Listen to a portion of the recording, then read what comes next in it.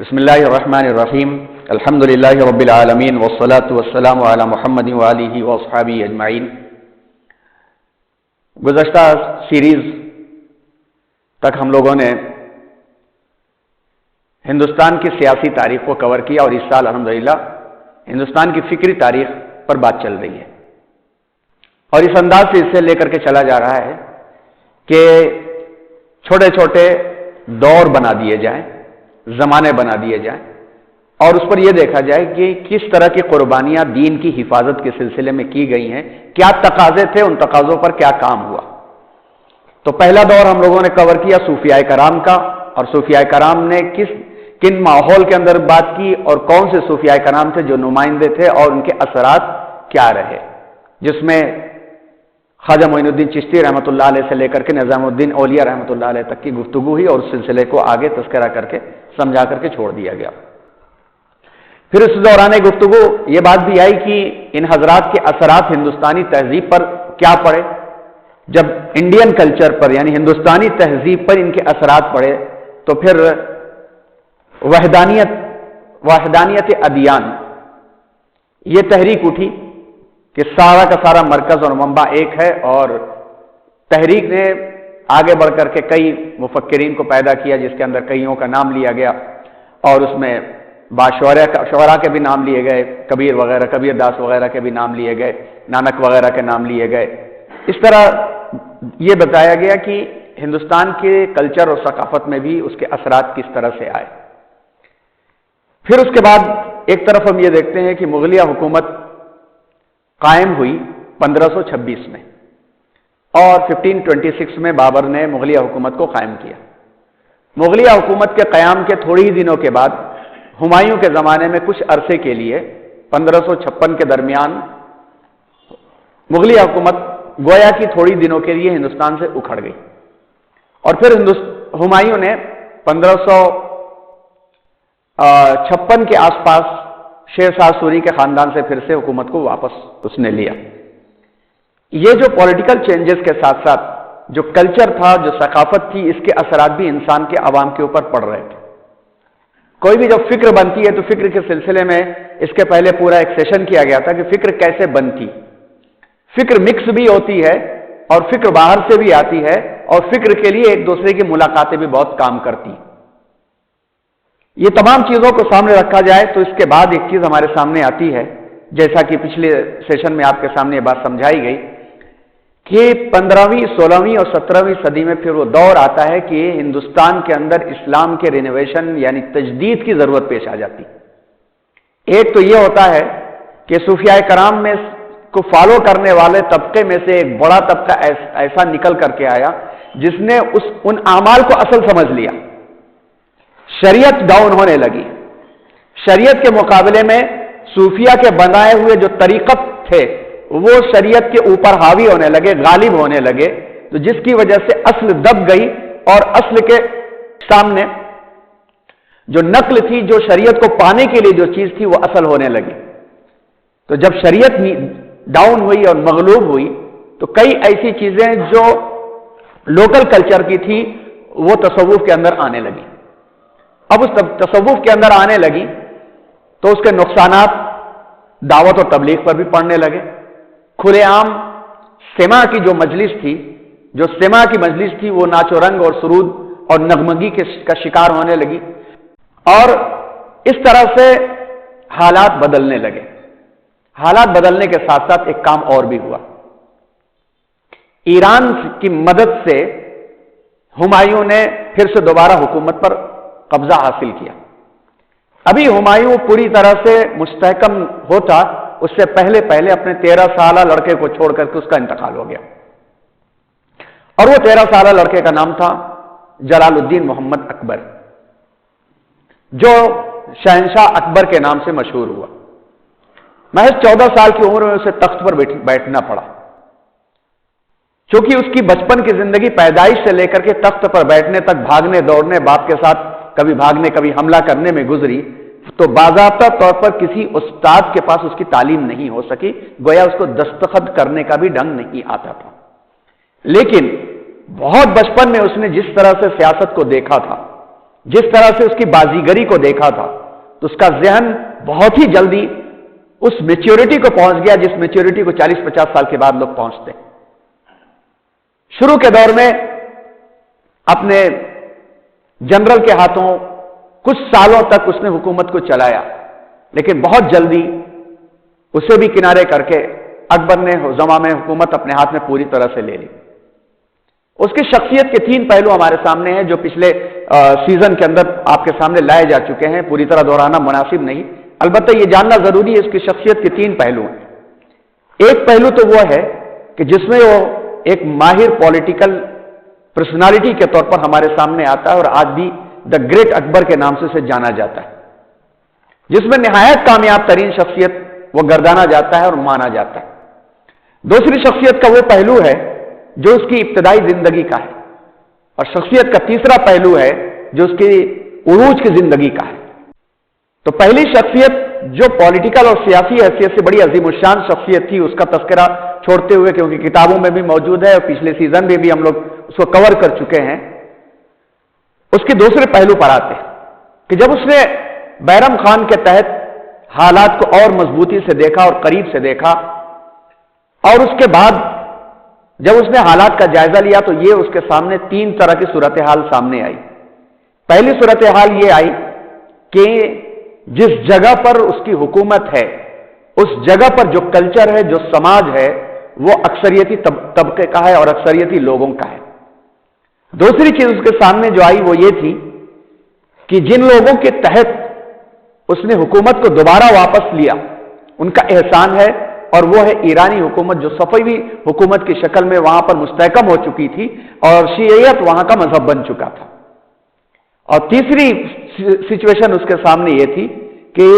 अफगानों से उसका मुकाबला था। शेर शाह सूरी अफगानों में से था और इसी किस्म के और अफगानों से मुकाबला था।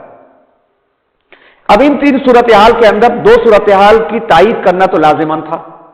एक तो जिन्होंने साथ दिया उनकी तायीद करना जरूरी था, लिहाजा शियत की तायीद करना लाजिम हो गया।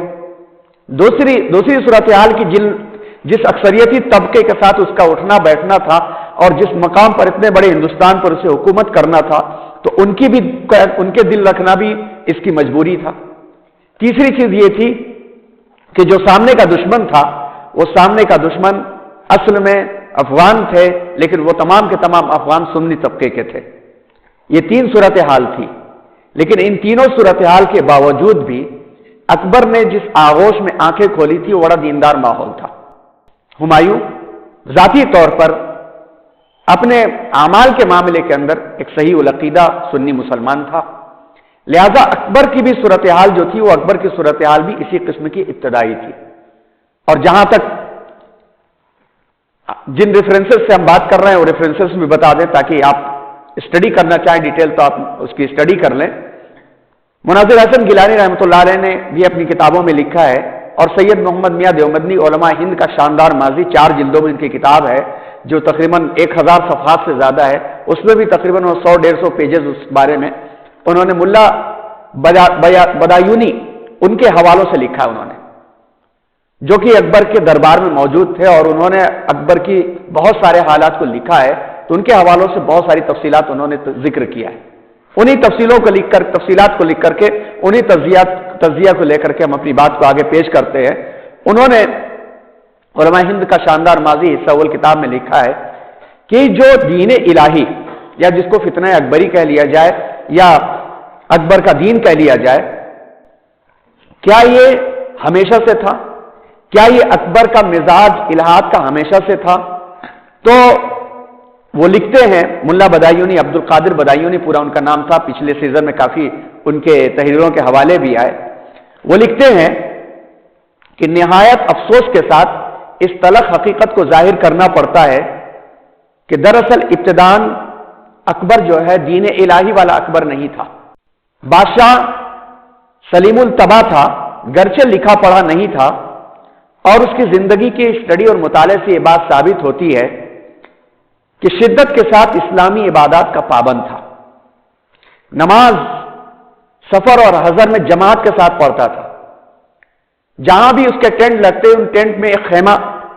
जमात के लिए कायम किया जाता और हर वक्त 7-7 इमाम ساتھ میں ہوتے کہ تاکہ باجماعت نماز پڑھوائیں. اور علماء کی بڑی قدر کرتا تھا. شیخ عبد النبی جو جن کا لقب صدر جہاں تھا، انتہائی اہتمام کرتا، انتہائی تعظیم کرتا. علم حدیث سننے کے لیے تو ان کے گھر بھی جایا کرتا تھا. اور یہ لکھتے ہیں کہ کبھی کبھی تو شیخ کی جوتیاں اٹھا کے خود اکبر سامنے رکھا کرتا تھا. نماز جمعہ میں تو خاص اہتمام ہوتا. کبھی کبھی اتنا اہتمام ہوتا کہ اکبر علماء کو جمع کر لیتا، خوشبوئیں سلگائی جاتی، اور نماز جمعے کے بعد تو پوری رات کبھی ذکر کی مجلس شروع ہو جاتی. اور اکبر نے یہاں سے نوازنے کا سلسلہ شروع کر دیا تھا. اتنا نوازنا شروع کر دیا کہ اس نوازش کو سن کر کے علماء کے طبقے میں سے دنیا دار علماء بھی ٹپکنے لگے. بس یہیں سے کجی اور بگاڑ شروع ہوا. اور یہیں سے وہ بات ثابت آتی ہے کہ امت کا سب سے بڑا بگاڑ ہے علماء کا بگڑ جانا. امت اگر دنیاوی محبت میں مبتلا ہوتی ہے تو ممکن ہے کہ اپنی قبر کو آگ سے بھر دے، مگر علماء دنیا کی محبت میں مبتلا ہوتے ہیں تو پوری ملت کو آگ سے بھر دیتے ہیں. اور یہ حقیقت ہے، تلخ حقیقت. اور یہی وہ حقیقت ہے جس کو بہت کڑوے سچ کے ساتھ بیان کیا جاتا ہے کہ شروعات کہاں سے ہوئی. شروعات یہی سے ہوئی کہ جب یہ دیکھا جانے لگا کہ علماء کی بڑی قدر کر رہا ہے، ناخواندہ ہے، جو کچھ کہا جائے وہ سنتا ہے، ہر ایک کی بات کو کہنے کا موقع دیتا ہے اور سنتا ہے اور خوب نوازتا ہے. تو پھر علماء کے جمگھٹے لگنے لگے. اب جب جمگھٹے لگنے لگے تو پھر ملا بدایونی لکھتے ہیں کہ پہلا جھگڑا شروع ہوا بادشاہ سلامت کے قریب بیٹھنے کو لے کر کے. کون بادشاہ سلامت کے قریب بیٹھے گا؟ شروعات وہاں سے ہوئی. ملا صاحب لکھتے ہیں کہ اس شروعات کی وجہ سے کچھ بےہودگیاں ظاہر ہونا شروع ہو گئی. پھر بھی اکبر نے ہمت کے ساتھ کام لیا، یعنی اوائڈ کیا، جس کو اغماز کہا جاتا ہے، اوائڈ کیا اکبر نے. لیکن اس سے علماء کا وقار اس کے دل سے اترنے لگا. آخر ایک دن ہوا یہ، ساتھ بیٹھنے والوں کے لیے آنے والے ملاؤں نے ایک دوسرے کے اوپر تلواریں نکالنی، اور تلواریں نکال کر کے تو فلاں اور تو فلاں اور تو کافر، تو ملحد کے الفاظ استعمال ہونے لگے، یہاں تک کہ ایک دوسرے کو گمراہ کرنے لگا.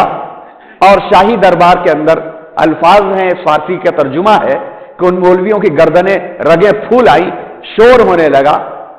سخت ہلڑ مچ گیا. اور بادشاہ سلامت کو یوں ناگواری ہوئی کہ برخاطر اشرف گراں آمد ملا عبد القادر کو بادشاہ نے حکم دیا کہ آئندہ یہ کوئی ہماری مجلس میں آنے نہیں پائیے، بھگا دو سب کو. یہ تھا دوسرا قدم. اس دوسرے قدم میں یہ بات رہی کہ پہلے تو عزت گیری، دوسرا علماء کو بھگایا گیا. اور ان کے بھگانے کے بعد اس دربار کے اندر کچھ علماء ایسے آ گئے جنہوں نے اپنی نشست کو اور بادشاہ سلامت کو خوش رکھنے کی خاطر ایسی تعویلات کی کہ جن تعویلات سے اکبر گمراہی کے راستے پر چل پڑا. تعویلات کے اندر ملا عبداللہ سلطان پوری نام کے ایک عالم تھے جن کا عہدہ مخدوم الملک تھا، بادشاہ سلامت کے قریب تھے. انہوں نے صرف اس لیے ایک فتویٰ دیا کہ مجھے حج پر مجھے کوئی نہ کہہ دے کہ آپ کو بھی حج پر جانا فرض ہے، حج کا فتویٰ ہی ساقط کر دیا انہوں نے. اور زکوٰۃ کے متعلق بھی مشہور کر دیا کہ ٹیکس دینا ہی بس کافی ہے، اور چھپائے رہے، ذلیل ہوتے رہے. جب ان کا انتقال ہوا تو بادشاہ نے حکم دیا کہ لاہور میں ان کا جو مکان ہے اس کی تلاشی لی جائے. اور تاریخ کی حقیقت ہے کہ اتنے خزانے اور دفینے ظاہر ہوئے کہ ان خزانوں کے تالوں کو وہم کی کنجیوں سے بھی کھولنا ممکن نہیں تھا. اتنا دفن کیا گیا تھا، اتنا سامان تھا، مر گئے وہ. دوسرے میاں تھے عبد النبی نام کے، اور جب ان کو بھی عہدہ ملا تو اتنے بڑے رشوت خور یہ ہو گئے کہ ملا بدایونی لکھتے ہیں ممکن ہے کہ انہوں نے غلو سے کام لیا ہو، لیکن تاریخی حقیقت ہے، ہم انکار نہیں کر سکتے، لکھا ہوا ہے. اور چونکہ علماء ہند کا شاندار ماضی اس کتاب میں بھی ہے، اس لیے ہم اس کا حوالہ دیتے ہوئے آگے بڑھ رہے ہیں. انہوں نے لکھا ہے کہ رشوت کا معاملہ یہ ہو گیا ہے کہ بھنگی صفائی کرنے والے تک بھی رشوت دے کے اپنا کام ان سے نکلوا لیا کرتے تھے. اور ملا سلطان پوری اور ملا عبد النبی کے درمیان میں آپس کی رقابت ایسی چلنے لگی کہ اسی حوالے کے ساتھ یہ بات ہے کہ ایک دوسرے کے خلاف کتابیں لکھنے لگے. اور کتابیں لکھنے لگے اور ایک صاحب فرمانے لگے کہ اس کے پیچھے نماز جائز نہیں ہے، دوسرے کہنے لگے اس کے پیچھے نماز جائز نہیں ہے، ایک نے دلیل دیا کہ چونکہ اس کو پائل سے اس لیے اس کے پیچھے نماز جائز نہیں ہے، اس کو بواسیر ہے اس لیے اس کے پیچھے نماز نہیں ہوتی، دوسرے نے کہا کہ چونکہ اس کے باپ نے اس کو بھگا دیا تھا، آنکھ کر دیا تھا، اس لیے اس کے پیچھے نماز جائز نہیں ہے۔ اور اسی زمانے میں جب علماء کی نشستیں ابتدائی دور میں لگتی تھی تو اکبر کے دربار میں رازی کا تذکرہ ہوتا تھا، غزالی کا تذکرہ ہوتا تھا، بڑوں بڑوں کا تذکرہ ہوتا تھا، اور مورخین لکھتے ہیں کہ اکبر اپنے زمانے کے علماء کو، اپنے وقت کے علماء کو، موجودہ وقت کے علماء کو رازی اور غزالی سے بہتر تصور کرتا تھا، لیکن جب علماء کے چھچھورے پن کی وجہ سے اکبر کے دل سے علماء کا وقار اور معیار نکلا، اترا، تو غزالی اور رازی کا بھی وقار اتر گیا۔ ظاہر سی بات ہے کہ جو علماء وقت اس کی نظر میں رازی اور غزالی کے برابر تھے، جب ان کے گھروں سے اتنا بڑا بڑا مال و دولت نکلنے لگا تو اس کے ذہن میں یہی بات سما گئی کہ علماء کا کردار ہی ایسا ہے۔ یہ حالت ہو گئی، اور اس کے بعد آخر میں چل کر کے حالت یہ ہوئی کہ ایک عالم اور شامل ہو گئے، اور وہ تھے ملا مبارک صاحب ناگوری جو ہیں۔ یہ جب شامل ہوئے، ان کا حال یہ تھا کہ بڑے ماہر تھے، ہر فن کی کتابیں ان کو زبانی آتی، اور فلسفے کے، منطق کے اتنے ماہر تھے کہ کوئی ٹک نہیں سکتا تھا۔ اس مہارت کی بنیاد پر جب انہوں نے ٹکراؤ لینا شروع کیا تو علماء کے طبقوں میں آپس میں ان کا کلیش ہوا ہوگا، اور کہیں ان کو تکلیف پہنچی ہو گئی، تو یہ اپنے اور اپنے دونوں بیٹوں فضل اور فیضی کو لے کر کے اکبر کے دربار میں شامل ہو گئے، اور اکبر کے دربار میں شامل ہونے کے بعد انہوں نے آپس کی جو ناچاکی تھی اس کا بدلہ پورے اسلام سے ہی لے لیا، اور اس طرح سے لیا کہ اکبر کو ایسے راستے پر ڈال دیا کہ دین الہی اور کبانی اور مجتہد مطلق اپنے آپ کو قرار دینے لگا۔ یا یہ اصل بات تھی اور یہی چیز تھی جس کی وجہ سے ایک ناخواندہ شخص اتنا بڑا کردار ادا کر گیا کہ گویا آج کے زمانے کے اندر اگر اللہ تبارک و تعالیٰ نے شیخ احمد سرہندی رحمۃ اللہ علیہ کو نہ بھیجا ہوتا تو ہندوستان سے آج سے 500 سال پہلے اسلام کا نام و نشان بالکل مٹ چکا ہوتا، ایک لفظ کو اسلام کا نام لینے والا نہ ہوتا۔ اسی لیے علامہ اقبال نے شیخ احمد سرہندی رحمۃ اللہ علیہ کے بارے میں لکھا ہے کہ وہ ہند میں سرمایہ ملت کا نگہبان، اللہ نے بر وقت کیا جس کو خبردار۔ اب یہ بیک گراؤنڈ کے بعد حضرت مجدد الفسانی رحمۃ اللہ علیہ کے کردار کو ہم اپنے سامنے رکھیں کہ کیوں ان کو مجدد الفسانی کہا جاتا ہے۔ جیسا کہ پچھلی کلاس کے اندر آپ کے سامنے بات کہی گئی کہ مجدد کس کو کہتے ہیں، الفسانی سے کیا کنیکشن اور تعلق ہے۔ آئیے اسی لفظ سے آگے بات بڑھاتے ہیں۔ حضور اکرم صلی اللہ علیہ وسلم نے ایک صحیح حدیث میں فرمایا ہے کہ ہر 1000 سال کے بعد اللہ تبارک و تعالیٰ اپنے بندوں میں سے کسی ایک ایسے مجتہد کو اور مجدد کو کھڑا کرے گا جو دین میں آنے والی کمیوں اور غلطیوں کو نکال کر کے دین کو صاف و شفاف کر کے عوام کے سامنے پیش کرے گا۔ جس وقت حضور اکرم صلی اللہ علیہ وسلم کی دنیا سے رخصت ہونے کے بعد کا 1000 سال گزرا، اسی زمانے میں ہندوستان جو اس وقت دیکھا جائے تو فکری طور پر اور پولیٹیکل طور پر پوری دنیا کے اندر ایک بڑا مقام تیار کر چکا تھا۔ 15ویں اور 17ویں صدی کے اندر ہم یہ دیکھتے ہیں کہ عالم اسلام کی جو حکومتیں تھیں ان حکومتوں میں سب سے مضبوط حکومت عثمانی حکومت تھی، جیسا کہ پچھلے کلاس کے اندر بورڈ پر سمجھایا گیا۔ یہ بھی کمزور ہوتی چلی جا رہی تھی اور عثمانی حکومت ترک بیمار کی طرف جا رہی تھی۔ دنیا کے کسی بھی حصے کے اندر مسلمانوں کی وہ طاقت بچی نہیں تھی، اندلس خالی ہو چکا تھا، بغداد ایک دم کمزور ہو کر کے سمٹ کر کے رہ چکا تھا، ہندوستان کے اندر ہی حکومت جو ہے مضبوط اور طاقتور بن رہی تھی۔ گویا یہاں سے جو پیغام نکلتا اور جاتا وہ سارے عالم میں جاتا۔ ایسے عالم کے اندر ہندوستان کے اندر فکری طور میں اسلام کے اندر خرافات داخل ہو رہی تھی، اور خرافات اس قدر داخل ہو چکی تھی کہ دین نیا ایک بننے کے لیے تیار ہو چکا تھا۔ ایک نئے شخص نے اپنے آپ کو مجتہد قرار دینے کے قریب کر لیا تھا، نئی شریعت لکھی جانے کے قریب ہو چکی تھی۔ ایسے وقت میں اللہ کے ایک بندے کھڑے ہوئے اور اللہ کے دین کو صاف و شفاف کر کے عوام کے سامنے پیش کیا، تو چونکہ ان کا زمانہ حضور اکرم صلی اللہ علیہ وسلم کے دنیا سے رخصت ہونے کے بعد 1000 سال کے بعد ہوا تھا، اسی لیے 1000 سال کے بعد ان کے کارنامے کو تجدیدی رینوویشن کا کارنامہ کہا جاتا ہے، اور اسی وجہ سے ان کا لقب مجدد الف ثانی کہا جاتا ہے۔ یعنی وہ شخصیت جو 1000 ہجری کا سال گزرنے کے بعد انہوں نے دین کی تجدید کیا، اسی لیے ان کو مجدد الف ثانی کہا جاتا ہے۔ اور یہ لقب اتنا مشہور ہوا کہ شیخ احمد سرہندی نام دب گیا ان کا، اور ان کا ٹائٹل مشہور ہوا، تو مجدد الف ثانی کے نام سے ہی ہر طبقے کے لوگ یاد رکھتے ہیں، چاہے تصوف کے میدان کے ہوں، چاہے وہ تحریک کے میدان کے ہوں، چاہے وہ تعلیم کے میدان کے ہوں، کیونکہ ان کے 3 بڑے کردار تھے، اور ان تینوں بڑے کردار کو لے کر کے لوگوں میں یہ اختلاف موجود رہا کہ مجدد کون سے کردار کی وجہ سے یہ کہے جاتے ہیں۔ آئیے انہی کرداروں کو دیکھتے ہوئے آگے بڑھتے ہیں، اور ان کے کردار کے بارے میں بعد کے تمام ایکسپرٹس نے، پرسنالٹیز نے، ہیروز آف اسلام نے ان کے بارے میں لکھا ہے، چاہے وہ امام الہند مولانا ابوالکلام آزاد ہوں، چاہے علامہ اقبال ہوں، چاہے سید ابوالعلا مودودی ہوں، چاہے مولانا علی میاں ندوی ہوں، چاہے اس کے پہلے کی شخصیات ہو رحمہم اللہ اجمعین، سب نے ان کے کردار کو سراہا ہے اور سب نے لکھا ہے۔ اور انہی کے کردار کی وجہ سے آگے چل کر کے جب اگلے لیکچر کے اندر بات آئے گی کہ ہندوستان کے اندر نئی طاقت نے جب جنم لیا اور سامراجی قوت کے تحت انگریزوں کا عروج جب شروع ہوا اور علماء میدان میں آئے، اور سب سے پہلے علماء نے جب اس محاذ کو سنبھالا تو شاہ ولی اللہ محدث دہلوی رحمۃ اللہ علیہ، شاہ عبدالعزیز محدث دہلوی رحمۃ اللہ علیہ، ان حضرات نے جو 1803 اور 1835 کے درمیان میں کردار ادا کیا تھا، اس کردار کی تہ میں شیخ احمد سرہندی یعنی مجدد الف ثانی کا ہی کردار چل رہا تھا۔ آئیے دیکھتے ہوئے آگے پڑھتے ہیں۔ ایک بات یہ ہمیشہ یاد رکھنا چاہیے، جو میسج آج کے سے جوڑ کر کے بھی ہمیں اس کی ہمت افزائی کرتا ہے، اور آج کے حالات کو جوڑ کر کے ہمیں دیکھتے ہوئے چلنا چاہیے کہ ستیزہ کار رہا ہے ازل سے تائم روز، چراغ مصطفی سے شرار بولہبی، یعنی یہ مزاج اللہ کے نظام کا،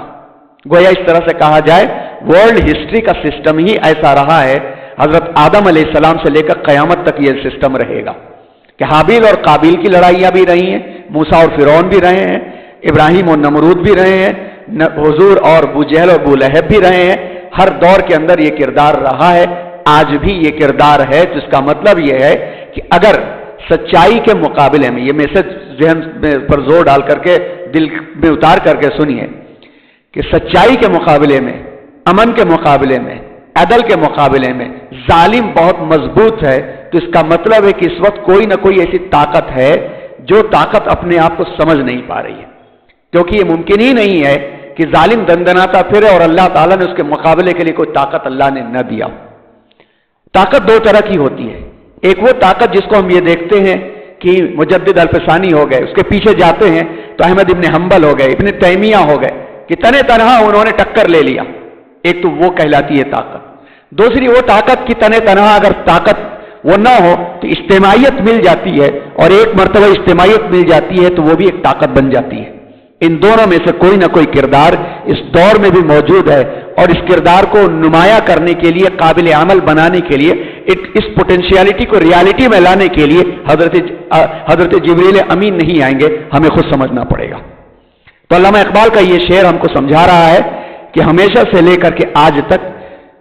چراغ مصطفی حضور اکرم صلی اللہ علیہ وسلم کا جو پیغام تھا، اسے ٹکراؤ ابو لہب کا شر ضرور کرتا رہے گا، اور اس زمانے میں بھی ہوا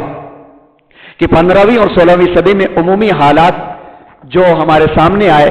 ایک تو یونانی فلسفی کا رجحان بڑھتا چلا گیا، دوسرا یہ کہ ایران میں صفوی حکومت قائم ہو کر کے ایران کا جو اسٹیٹ ریلیجن قرار دیا گیا، وہ شیعہ مذہب قرار دیا گیا، اس کے خیالات بھی اپنی جگہ پر بہت تیزی کے ساتھ آنے لگے۔ تیسرا یہ کہ انہی ماحول کے اندر ایک نقطوی فرقہ پیدا ہو چکا تھا۔ نقطوی فرقہ کا خیال یہ تھا کہ 1000 سال گزر گئے، یعنی اب 1000 سال گزرنے کے بعد اب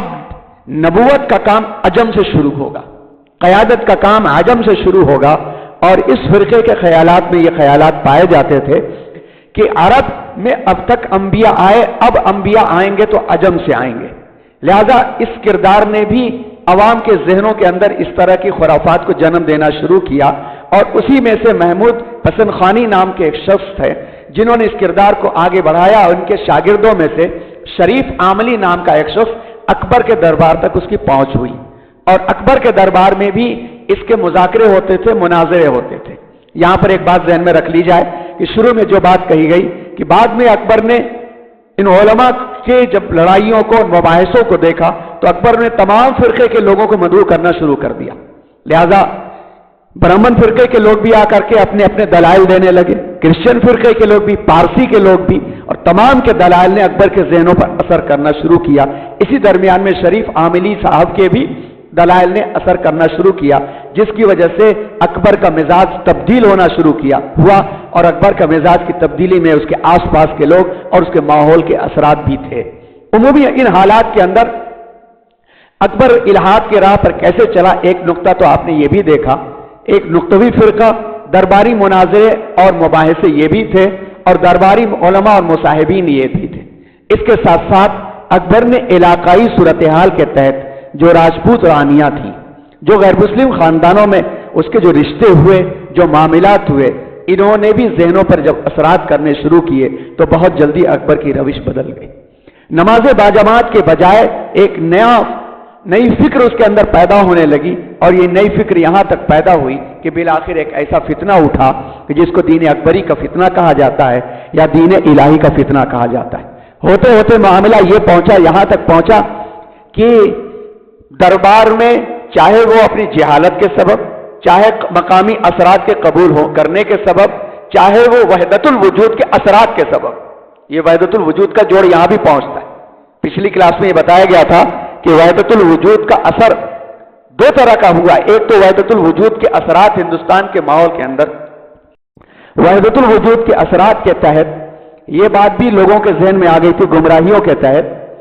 कि वहदतुल वजूद के अंदर ये फलसफा आ गया था कि हर चीज वही है,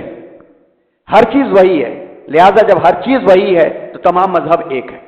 पत्थर में भी वही है, पेड़ में भी वही है, मस्जिद में भी वही है, मंदिर में भी वही है, हर जगह जब वही है तो ये फिलॉसफी भी अकबर के जहन के ऊपर असरअंदाज हुई और आहिस्ता आहिस्ता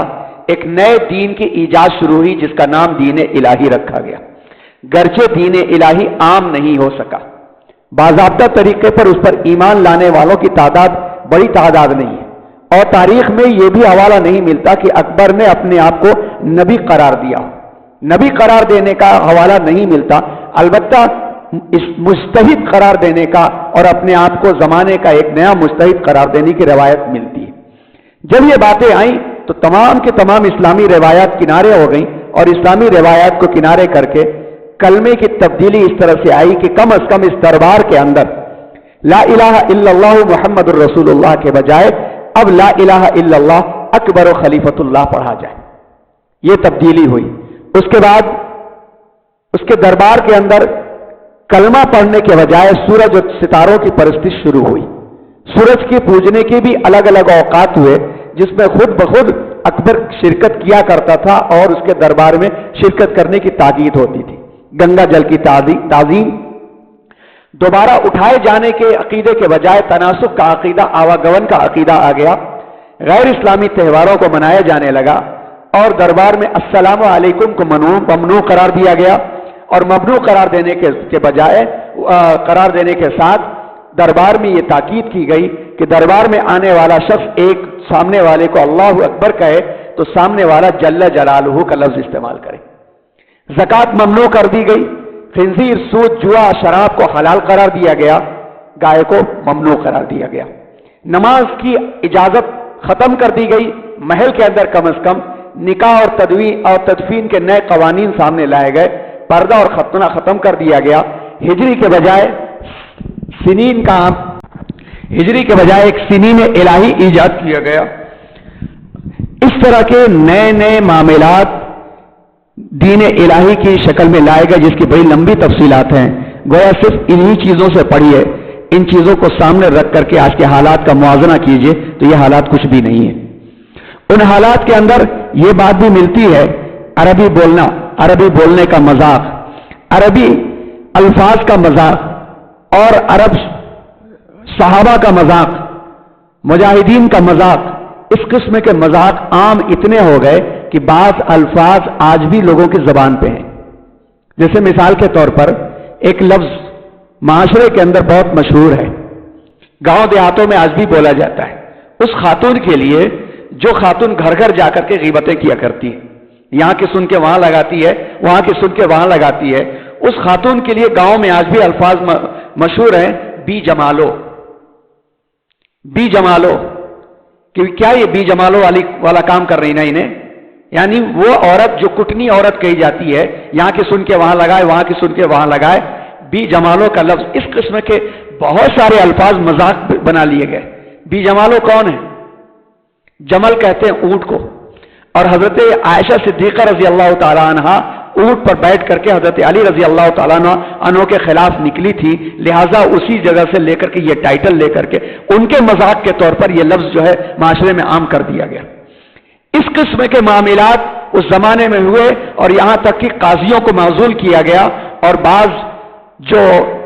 ملا بدایونی کے خطوط ملتے ہیں، ان خطوط کی روشنی میں بات پتہ چلتی ہے کہ ایسے لوگوں کو قتل کرنے کا حکم دیا گیا کہ جنہوں نے شاہی احکامات کے سامنے اپنے آپ کو نہیں جھکایا، یعنی بادشاہ کے دربار میں سلامی دینا، سجدہ تعظیمی بجا لانا، بادشاہ سلامت کا پہلا دیدار کرنا، یہ وہ فرائض تھے جن فرائض کو عام کر دیا گیا تھا، اور جن لوگوں نے ان کاموں کو نہیں کیا گیا ان کو موت کی سزا سے دوچار ہونا پڑا۔ ان حالات کے اندر تین طرح کے نقطہ نظر سامنے آئے۔ پہلا یہ تھا کہ گوشہ نشینی اختیار کر لی جائے، دین کو بچانے کے لیے گوشہ نشینی بہت سارے بزرگوں نے اختیار کر لی۔ دوسرا نقطہ نظر یہ تھا کہ محاذ آرائی کی جائے، اور اس محاذ آرائی میں بھی کئی لوگوں نے ٹکر لیا، جس میں بایزید نام کے ایک بزرگ تھے، انہوں نے پہاڑوں کی پناہ لی اور وہاں پر گوریلا جنگ شروع کر دی۔ اکبر کے دور میں، بالآخر جہانگیر کے دور میں ان کا گھیراؤ ہوا، وہ اور ان کے ساتھی مار کے ختم کر دیے گئے، ان کا کردار بھی اور ان کی تحریک بھی وہیں کی وہیں ختم ہو گئی۔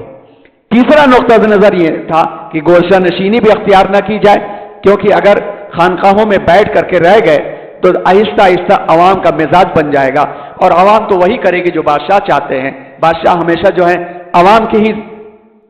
رخ پر چلا کرتے ہیں، تو پھر دین بچانا بچ نہیں پائے گا۔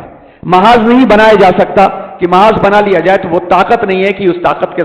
ساتھ دیا جا سکتا ہے۔ تو تیسری شکل یہ تھی کہ سلطنت کے ارکان کی اصلاح کی جائے، آہستہ آہستہ ان پر محنت کی جائے۔ حضرت مجدد الفسانی رحمۃ اللہ علیہ کے سامنے یہی تینوں کام تھے، اور عملی طور پر تینوں کام پائے جاتے تھے۔ محض 17 سال کی عمر میں انہوں نے اس کردار کو ادا کرنا شروع کیا تھا، اور مجدد الفسانی رحمۃ اللہ علیہ نے جو کام انجام دیا، آپ جانتے ہیں کہ 1564 میں ان کی ولادت ہوئی اور 1636 میں ان کا انتقال ہوا۔ اس اعتبار سے دیکھا جائے تو اکبر سے حضرت مجدد الفسانی رحمۃ اللہ علیہ کا براہ راست ٹکراؤ نہیں ملتا ہے، لیکن اس وقت تک اکبر اپنے دین سے انحراف کے عروج میں آ چکا تھا۔ اچھا، یہاں پہ یہ بات عرض کر دی جائے، کہیں چھوٹ نہ جائے یہ بات، کہ انتقال کے وقت اکبر کا رخ کیا تھا۔ اس بارے میں دونوں باتیں ملتی ہیں۔ ایک بات تو یہ ملتی ہے کہ اکبر اپنے اسی رخ پر مرا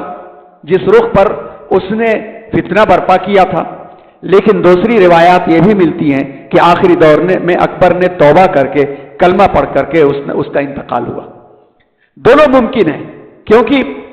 پہلا والا بھی ممکن ہے کہ اس کی زندگی اسی رخ پر چل رہی تھی، دوسرا والا بھی ممکن ہے کہ اس کی زندگی کی ڈگر جو بھٹکی تھی، وہ ڈگر اس کی اپنی روش کی وجہ سے نہیں، بعض درباری اور علماء سو کی وجہ سے بھٹکی تھی، جس کی تفصیلات مولانا علی میاں رحمۃ اللہ علیہ نے بھی تاریخ دعوت و عظیمت میں لکھا ہے، اور محمد میاں دیوبندی رحمۃ اللہ علیہ نے بھی لکھا ہے تفصیل کے ساتھ، جس کا حوالہ کچھ آپ کے سامنے دیا گیا۔ تو دونوں باتیں ممکن ہیں۔ بہرحال ہم یہی امید رکھتے ہیں کہ دوسری بات زیادہ قریب ہے کہ آخر میں کلمہ اسے نصیب ہوا ہوگا۔ مجدد الفسانی رحمۃ اللہ علیہ نے جو کام انجام دیا، تو جس طرح سے سیدنا حضرت ابراہیم علیہ السلام کی تعریف اللہ تبارک و تعالیٰ قرآن مجید میں اس طرح سے کرتے ہیں کہ کانا امتن، کہ میرا ابراہیم تنہ تنہا وہ کام کر گیا جو ایک امت کیا کرتی، ویسے ہی مجدد الفسانی رحمۃ اللہ علیہ نے تنہ تنہا وہ کردار ادا کیا جو امتیں کیا کرتی، اور ان کے کردار میں ہمیں جو چیز ملتی ہے کہ ان کی ہمت کی وجہ سے دین اکبری کا خاتمہ ہوا۔ دوسرا، انہوں نے ہندوانہ رسومات سے اسلام کی حفاظت کی۔ چوتھا، تیسرا اہل حکومت کی انہوں نے اصلاح کی، اور تصوف کا انہوں نے تزکیہ کیا۔ تصوف کا جو تزکیہ ہوا، اس سلسلے میں पिछली क्लास के अंदर आपके सामने बात आई कि किस तरह से वहदतुल वजूद के जरिए जो मुशरिकाना अकायद थे उसके मुकाबले में आप रहमतुल्लाह अलैह ने वहदतुल शुहूद के जरिए से आम इंसानों के लिए अल्लाह की अजमतों की बाजियाफ्त करवाया और उलमा और अपने शागिर्दों की एक ऐसी जमात तैयार किया कि जिन्होंने अकीदे की इस्लाह की और तौहीद खालिस को दोबारा वापस लेकर के आए और डट करके उन्होंने मुगल बादशाहों की मजहबी पॉलिसियों की मजम्मत की और उलमाए सू के असरात के खात्मे की उन्होंने काविशें की, बिदआत का रद्द किया, सुन्नत का एहया किया। अब ये कैसे किया, इसको देखते हुए आगे चलते। इस सिलसिले में तमाम बड़े मुफक्किरीन ने मुजद्दिद अल्फसानी रहमतुल्लाह अलैह के तजदीदी कारनामों को लिखा है। उन्होंने कि कौन सा बड़ा कारनामा उनका तजदीदी था। जैसे देखिए, तसव्वुफ के अंदर आम तौर पर वहदतुल वजूद सरायत करता चला आ रहा था और अवाम का मिजाज बन रहा था। तो इनका जो किरदार है कि तसव्वुफ के मैदान से शिर्क की और गुमराही की राह पे जाने से उम्मत को आम तौर पर रोका, यह भी बहुत बड़ा तजदीदी कारनामा है। क्योंकि शेख इब्नुल अरबी जो मोहिउद्दीन इब्नुल अरबी जिनका नाम है, इब्न तैमिया रहमतुल्लाह अलैह के जमाने से पहला उनका जमाना था, उनके बाद से लेकर अब तक किसी ने वहदतुल वजूद के मुकाबले में कोई नया नाम नहीं दिया था। लिहाजा वहदतुल वजूद के मुकाबले में जो वहदतुल शुहूद का लफ्ज आया, इसको तजदीदी कारनामा बाज़ हज़रात ने बड़ा करार दिया। बाज़ भी ये कहा कि अवाम का मिजाज ही इतना फासिद हो चुका था कि सच्चा दीन संभालना समझना ही मुश्किल था, और शेख साहब की जो खिदमात हैं कि सच्चे दीन को वापस लेकर के आए, लिहाजा ये सबसे बड़ा तजदीदी कारनामा है। तीसरा तबका यह कहता है कि हुकूमत वक्त से टक्कर लेना आसान नहीं होता है, जबकि हुकूमत बाकायदा तौर पर नई शरीयत लिखवाने बैठ चुकी हो, नए ऐलानात आ चुके हों, और ऐसे टक्कर लेना कि एक बादशाह नहीं दो बादशाहों के जमाने में अपने आप को साबित खड़ा रखना, यह बड़ा तजदीदी कारनामा है। और इस सिलसिले में इनके कारनामों को आप पढ़ें तो तहरीरें आपको मौलाना मंजूर नुमानी रहमतुल्लाह अलैह, मौलाना अबुल कलाम आज़ाद रहमतुल्लाह अलैह, मौलाना अली मियां नदवी रहमतुल्लाह अलैह, और उससे पहले मौलाना सैयद अबुल आला मौदूदी रहमतुल्लाह अलैह, अल्लामा इकबाल और इस किस्म के तमाम मुफक्किरीन की तहरीरों के अंदर शेख सरहिंदी रहमतुल्लाह अलैह का किरदार मिल जाएगा। उन्हीं तहरीरों में से लेते हुए हमने कुछ पॉइंट्स रखे हैं, जिसमें तजदीद और एहयाए दीन मौलाना अबुल आला मौदूदी रहमतुल्लाह अलैह की किताब और तारीख दावत व अज़ीमत, और इसी तरह से उलमा हिंद का शानदार माजी, इनके हवाले ज़्यादा इसके अंदर हैं कि आपका तजदीदी जो कारनामा था वो क्या था। हिंदुस्तान में हुकूमत को बिल्कुल ही कुफ्र की गोद में जाने से रोका, फितने अजीम के सैलाब का मुंह फेरा जो हिंद से इस्लाम का नामो निशान मिटा देता। नंबर 3, तसव्वुफ के चश्मे साफी को उन आलाइशों से जो फलसफियाना और राहबाना गुमराहियों के सबब सरायत कर गई थी, पाक करके इस्लाम का असली और सही तसव्वुफ पेश किया। नंबर 4, इन तमाम रसूम जाहिलियत की शदीद मुखालिफत की जो इस वक्त अवाम में फैली हुई थी। मौलाना अबुल हसन अली नदवी रहमतुल्लाह अलैह लिखते हैं कि आपके तजदीदी कारनामे, तजदीदी का मतलब नयापन, नया करना, यानी जिस तरह से सोना रख दिया जाए उस पर गर्द गुबार जम जाए तो उसको साफ करना, इसको तजदीद कहा जाता है। यानी फिर से डेंट पेंट करके उसको पॉलिश करके नई चमक लाना, वही असल चमक वापस लाना। मौलाना सैयद अबुल हसन अली नदवी रहमतुल्लाह अलैह लिखते हैं कि आपके तजदीदी कारनामों को मुख्तसरन 3 डिपार्टमेंट्स में, 3 खानों में तकसीम किया जा सकता है। नंबर 1, वो इसलिए मुजद्दिद अल्फसानी कहलाने के मुस्तहिक हैं कि उन्होंने हिंदुस्तान को इस्लाम के लिए दोबारा बाजियाब किया, इसको बरहमनियत या वहदती अदियान की गोद में जाने से बचाकर दोबारा मोहम्मद अरबी सल्लल्लाहु अलैहि वसल्लम और दीन हिजाजी की तवलियत और निगरानी में दिया। उन्होंने तरीक़त पर शरीयत की फोकियत और बालादस्ती को ऐसे पूरे एतमाद, मुबस्सिराना, तजर्बेकाराना और इस कुव्वत और वजाहत के साथ बयान किया जो इससे पहले कभी किसी ने बयान नहीं किया था। यानी जो तसव्वुफ के जो सुलूक के जो रास्ते हैं उसमें तरीक़त के मामले में इतनी ज़्यादा चीज़ें आ गई थी कि मुर्शिद असल बन गया था, खुदा, रसूल, सुन्नत और शरीयत पीछे चली गई थी। लेकिन आप अलैहिर्रहमन ने शरीयत को ऊपर ला करके अमली तौर पर यह दिखा दिया कि इसके बगैर तरीक़त का रास्ता चलना मुमकिन नहीं है। उन्होंने वहदतुल वजूद के अकीदा और नजरिए पर कारी ज़र्ब लगाई जो इससे पहले किसी ने नहीं लगाई थी, और फिर इसके बढ़ते हुए सैलाब को रोक दिया कि जहां यह आम मिजाज बन चुका था, हमा उ अस, पिछली क्लास में बताया गया था, हमा उ अस, हर चीज खुदा है, इससे गुमराही आ चुकी थी। तो उन्होंने खत्म नहीं किया उसको, बल्कि उसमें एक लफ्ज शामिल कर दिया, हमा अस उ अस, जो कुछ भी है वो खुदा की बनाई हुई है। तो हमा उ अस से खुदाइयत की तरफ बात बढ़ रही थी, हमा अस उ अस से अबदियत की तरफ बात बढ़ने का निजाम उन्होंने कायम किया। और मौलाना लिखते हैं कि हकीकत में इनका असल कारनामा जो है, जिसके जुलूम में, जिसके तहत, जिसके साथ साथ में इनके सारे तजदीदी कारनामे चलते फिरते नजर आते हैं, और इनकी तजदीद का असल सरचश्मा, रिसोर्स, जिनके इनके तमाम इनकलाबी इस्लाही कामों के चश्मे फूटते हैं और दरिया बनकर सारे आलम इस्लाम में रवा दवा हो जाते हैं, वो क्या है? वो नबूवत मुहम्मदी और इसकी अबदियत और ज़रूरत पर उम्मत के एतमाद को बहाल करने और मुस्तहकम करने का काम है। बहुत दिन हो गए थे कि लोग जो है चीज़ों को छोड़ करके कहीं और कहीं भटक गए थे, लेकिन आप अली रहमा की मेहनतों से आम इंसानों के मिजाज के अंदर ये बात पैदा हुई कि हुजूर अकरम सल्लल्लाहु अलैहि वसल्लम की जो उम्मत है और दावत है वो हमेशा हमेश के लिए, यही वो सबसे अजीम शान किरदार था, जिसके बाद आज तक इज्तिमाई तौर पर यह मिजाज किसी इलाके में नहीं पैदा हो सका। और आपने जो तरीका तजदीद का किया, वो तरीका तजदीद भी बड़ा अहम है। बराह रास्त आपने टक्कर नहीं लिया किसी से, और यही इस वक्त का हमारे लिए बहुत बड़ा सबक है। पहला काम उन्होंने ये किया था कि अपने शागिर्दों की एक बड़ी तादाद तैयार की। उन्होंने शागिर्दों की तादाद तैयार की, और वो शागिर्दों की तादाद को तैयार करके खुतूत के जरिए से उन्होंने इस्लाह का काम लिया। बहुत लिखे इन्होंने, लाखों खुतूत लिखे, लाखों खुतूत इन्होंने लिखे, और वो लाखों खुतूत शागिर्दों के जरिए से हर अवाम खवास तक पहुंचते रहे। तो पता ये चला, उस जमाने का सबसे चलता फिरता मीडिया था। आज अगर सही शागिर्दों की तादाद अगर मीडिया के निजाम को, सोशल मीडिया के निजाम को मुनज़्ज़म तरीके पर न संभाले तो यह किरदार अदा नहीं हो सकता। यही शायद ये कमी हो रही है आज के वक्त में, कि आज जो फॉरवर्ड चीजें हैं, मुझे एक बात अच्छी लगी, मैंने लिया, मैंने 2 लोगों को फॉरवर्ड किया, एक ने देखा एक ने नहीं देखा, लेकिन अगर ये मुनज़्ज़म जमात होती कि सुबह सुबह एक मैसेज फॉरवर्ड होता, शाम तक शहर से निकल करके दुनिया तक फैल जाता। यही काम बाद में बदीउज़्ज़मा सईद नूरूसी ने तुर्की में किया था, जिसकी वजह से वहां हालात बदले थे, जिन्होंने खुतूत के जरिए से अपने शागिर्दों की तरबियत किया था, जो रसाइल नूर के नाम से जाने जाते हैं। तो एक काम तो इनका यह था। दूसरा यह था कि हजारों शागिर्दों की तादाद थी, और हजारों शागिर्दों को तैयार कर करके इन्होंने मैदान में भेज दिया। तीसरा काम यह था कि तसनीफ व तालीफ के जरिए से उन्होंने तजदीदी काम अंजाम दिया, और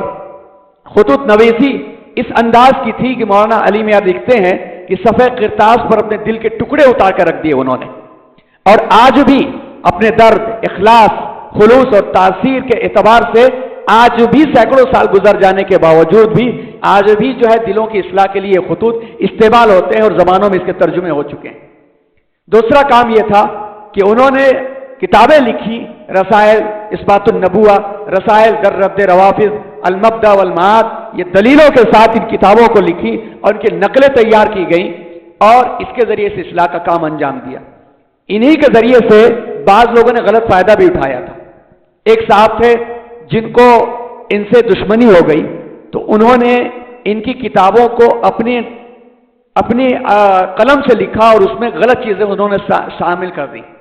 और जब गलत चीजें शामिल कर दी तो उस वक्त जहांगीर का जमाना था, और जहांगीर के जमाने में उनके दरबारी मौलवियों ने यह समझाना शुरू कर दिया था कि इसकी तादाद बढ़ रही है, और कहीं ऐसा ना हो कि हुकूमत के लिए खतरा बन जाए। यानी वही किरदार अदा किया उन दरबारियों ने जो किरदार यहूदियों ने हजरत ईसा अलैहिस्सलाम के खिलाफ रोमी हुकूमत के लिए किया था। रोमी हुकूमत को भड़काया था कि इसके साथियों की तादाद बढ़ रही है, कहीं ऐसा ना हो कि खतरा बन जाए, और रोमियों को वरगला करके जबरदस्ती सूली पर चढ़वाया था। तो दरबारियों ने जहांगीर को भड़का करके जबरदस्ती को कैद करवा दिया, और कैद में चले गए, और कैद में भी जा करके उन्होंने अपना ही काम अंजाम देना शुरू किया, और हजारों डाकुओं, चोरों और चक्कों की इस्लाह का काम कर दिया।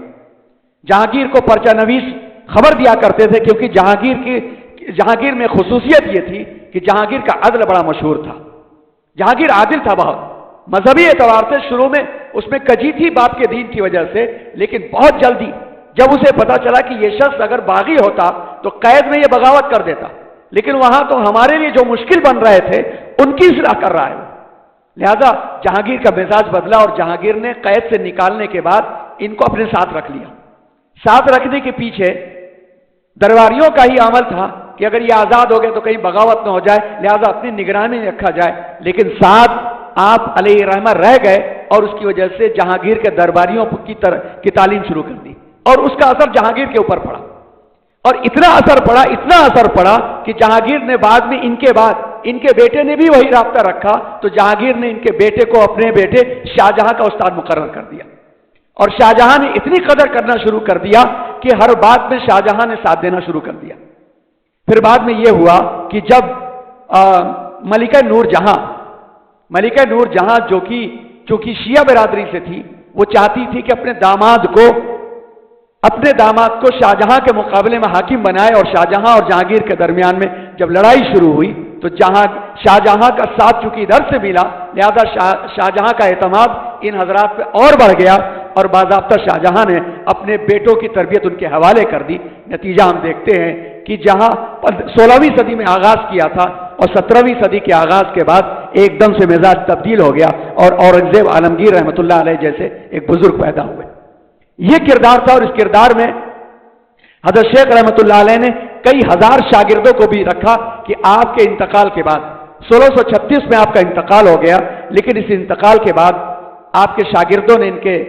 मिशन को आगे बढ़ाया और दुनिया के मुख्तलिफ इलाकों और हिंदुस्तान के कोने कोने तक ये फैल गए और एक बड़ी जमात इन्होंने तैयार की, और इस जमात की तैयारी के बाद जाकर के दीन को सच्चाई के साथ इन्होंने बाकी रखा। तो ये किरदार था जिसको अल्लामा इकबाल अलैहि रहमा पेश करते हैं। जब पंजाब में इनके मज़ार पर गए थे सरहिंद, तो वहां पर जाकर के उन्होंने ये एक नज़म लिखी थी कि हाजिर हुआ मैं शेख मुजद्दिद की लहर पर, हाजिर हुआ मैं शेख मुजद्दिद की लहर पर, वो खाक की है ज़ेर फलक मतले अनवार। ये वो खाक है कि आसमान के नीचे इसके जर्रे जर्रे चमक रहे हैं, इस खाक के जर्रों में से हैं शर्मिंदा सितारे। इस खाक का जो किरदार है उसमें सितारों की चमक भी माद है, इस खाक में पोशीदा है वो साहिब असरार जिसके बारे में अल्लामा इकबाल ने कहा था कि निगाहें ताक में रहती थी लेकिन की मियाँगर की। वो इस नुस्खे को बढ़कर जानता था इसमें आजम से कि उसने समझौता नहीं किया, वो मैदान से भागा नहीं, उसने टक्कर नहीं लिया, लेकिन उसने साथ भी नहीं छोड़ा और पहले झाड़ू देने वालों तक पहुंचा। झाड़ू देने वाले अपने आकाओं तक पहुंचते हैं, ये शागिर्द बने तो झाड़ू देने वाले अपने आकाओं को दुरुस्त किया, आकाओं ने अपने आकाओं को दुरुस्त किया और उनके आकाओं ने बादशाह का मिजाज बनाया कि नहीं ये शख्स ऐसा नहीं है, इसको न कत्ल किया जाए, इसको न जिला वतन किया जाए, और बादशाह का मिजाज बदला। यही किरदार आज भी करने का है, लेकिन असल में बात यही है कि जो एक मिसाल मौजूद है कि रिद्दतुल वला अबा बकरीन लहा कि जालिम नाइंसाफी जुल्म जोर दंदनाता फिर रहा है, लेकिन उसको उसके सामने खड़े होने के लिए वो किरदार मौजूद होने के बावजूद भी सामने नहीं आ रहा है। वजह सिर्फ क्या है कि मोती के दाने बिखरे हुए, ये बिखराव अगर खत्म हो जाता तो ये किरदार सामने आ जाता। तो अल्लामा इकबाल कहते हैं कि गर्दन न झुकी जिसकी जहांगीर के आगे। एक बार तो जहांगीर ने बुलाया, जब बहुत शिकायत बढ़ गई तो जहांगीर ने बुलाया कि बुलाओ कौन है देखते हैं। उस वक्त तक दरबार में सजदा करना फर्ज था बादशाह के सामने, और जिसने सजदा नहीं किया उसकी गर्दन उड़ाई गई। जब पहुंचे शेख तो जाहिर सी बात है कि शाहजहां के सामने सजदा कर नहीं सकते थे, तो शाहजहां नाराज हो गया। शेख ने कहा खुदा के अलावा मेरी गर्दन किसी के सामने नहीं झुक सकती। जहांगीर ने तो इनको कत्ल नहीं किया, अलबत्ता कैद कर दिया, और शाहजहां उस वक्त तक इतना इनका मोतकिद हो चुका था, जो शहजादा था, 2-3 दिनों के बाद शाहजहां बड़ी बड़ी किताबें लेकर के आया हवाले दे करके कि फला आलिम ने सजदे ताज़ीम को जायज़ लिखा है, फला आलिम ने इजाज़त दी है, आप कम अज़ कम इस इजाज़त का फ़ायदा हासिल करके एक बार अगर सजदा कर ले तो बाबा का मिजाज तब्दील कर सकते हैं आप। लेकिन शेख ने कहा हरगिज़ उसको माना नहीं, अपनी जगह पे कदम डगमगाया नहीं उनका। तो अल्लामा इकबाल कहते हैं कि गर्दन न झुकी जिसकी जहांगीर के आगे, जिसके नफस गर्म से है गर्मी अहरार, जिन्होंने ये किरदार अदा किया आज भी उलमाए हक इसी पर कायम रहते हैं। वो हिंद में सरमाया मिल्लत का निगहबान, अल्लाह ने बर वक्त किया जिसको खबरदार। ये किरदार था शेख अहमद सरहिंदी यानी मुजद्दिद अल्फसानी रहमतुल्लाह अलैह का। इस किरदार में हम ये देखते हैं कि बादशाह वक्त ने पूरा दीन ही बदल डाला, लेकिन अल्लाह का एक बंदा सच्चाई के साथ खड़ा हो गया। लेकिन सच्चाई के साथ खड़े होकर के उसने जोश में कभी वो कदम नहीं उठाया जिस जोश में पूरी कौम का नुकसान होता, लेकिन उसूल से कभी अपने आप को पीछे नहीं हटाया। اس نے بادشاہوں کے دربار میں قدم رکھا مگر سر نہیں جھکایا. اس نے جہانگیر کے ساتھ 2 سال گزارے لیکن جہانگیر کے دربار کی گندگیوں کو برداشت نہیں کیا. اس نے علماء سو کے ساتھ بھی کام کیا. فیضی نے جو بغیر نقطے کی تفسیر لکھی، سواتی الالحام جو تفسیر لکھی، اس میں بھی مجدد الفسانی رحمۃ اللہ نے ساتھ دیا لیکن اس کی کش فہمیوں کا ساتھ کبھی نہیں دیا. یہ کردار آج کا ہمارا ملتا ہے کہ حالات بدلتے رہیں گے اور اس قسم کے فتنے آتے رہیں گے لیکن دین کی حفاظت اللہ کہیں نہ کہیں کسی نہ کسی سے لے لیں گے. آج بھی دین کی حفاظت کے تمام لوازمات ہمارے آپ کے درمیان میں موجود ہیں لیکن ہم اس پوٹینشیلٹی کو سنبھال نہیں پا رہے ہیں. اس کو سنبھالنے کی خاطر، پہچاننے کی خاطر جو اقل ایمان ہے، جو سب سے کمزور ایمان کا درجہ ہے، آئیے ہم اس کو پہچانیں. اس کو پہچاننے کے لیے کیا ہے، ہم یہ دیکھیں کہ میرا اپنے لیے کیا کردار ہو سکتا ہے. اگر تصور کریں کہ اگر ہم دین اکبری کے زمانے میں ہوتے تو ہم کیا کرتے، اپنے آپ کو ٹٹولیں. اگر لگتا ہے کہ دین اکبری کے زمانے میں ہوتے اس کے ہاتھیوں کے ڈر سے ہم اس کے سامنے سر جھکا دیتے تو چلیے فوراً تائب ہوتے ہیں، توبہ کرتے ہیں، جو کہ آج کی سچویشن بھی بالکل وہی صحیح ہے. اللہ ہماری حفاظت فرمائے. اگر ہمیں لگتا ہے کہ دین اکبری کے مقابلے میں ہمارا کچھ کردار ہو سکتا تھا تو آئیے اس کردار کو آگے لے کر کے بڑھتے ہیں، ذہن سازیوں کی طرف بڑھتے ہیں، اتحاد کی طرف بڑھتے ہیں اور کم از کم دعاؤں کی طرف بڑھتے ہیں، اہتمام کرتے ہیں اور ان بزرگوں کی زندگیوں کو ذرا تفصیل سے بھی پڑھنے کی ہم فکر کریں، جس میں ہم آپ کو جیسا کہ حوالہ ہم نے دیا کہ تاریخ دعوت و عظیمت آپ پڑھ لیں، بہت تفصیل کے ساتھ ہے اس میں. یا اگر آسان زبان میں پڑھنا چاہتے ہیں تو علماء ہند کا شاندار ماضی جو جلد اول ہے، جلد اول کے اندر صفحہ نمبر 3 سے لے کر کے صفحہ نمبر 100 کے درمیان یہ آسان زبان میں ہے. اس کو پڑھ لیا جائے تو بھی معلومات حاصل ہو جائیں گی. اللہ تبارک و تعالی ہم سب کو اس سے سمجھنے کی توفیق عطا فرمائے. آج یہیں پر مجددین کے دور میں پہلا دور مکمل ہوتا ہے. انشاءاللہ اگلا جو محاضرہ ہوگا ذرا بڑا عظیم الشان ہے، بڑی عظیم الشان شخصیت پر ہے، وہ ہے حضرت شاہ ولی اللہ محدث دہلوی رحمۃ اللہ علیہ پر، کہ جن کے 3 کردار ہمارے سامنے آئیں گے. پہلا تو یہ ہے کہ